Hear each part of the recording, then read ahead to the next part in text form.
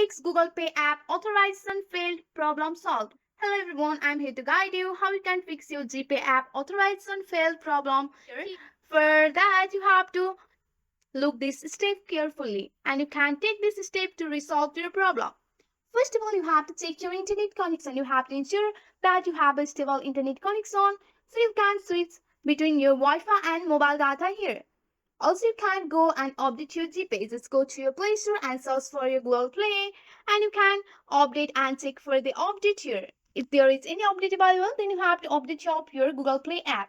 Also, you can navigate to your device setting and go for your app or app management here. Once you are on your manage app, you have to simply search for the Google Play here. Just search for the Google Pay and you can find your Google Play here. So once you have find your Google Pay, you have to consider clearing your cache of your Google Pay, which will also solve the solve box has been spotted on your GPay.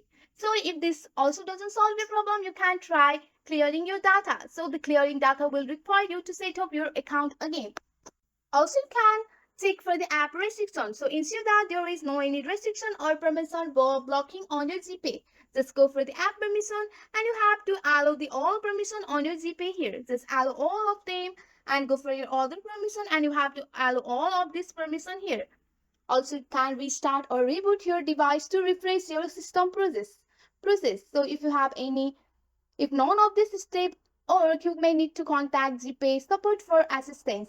So with the help of this simple step, you can easily fix the Google Pay app authorization failed. That's it for today. If you like this video, please hit that like button and subscribe for more. I will see you in the next one. Thank you.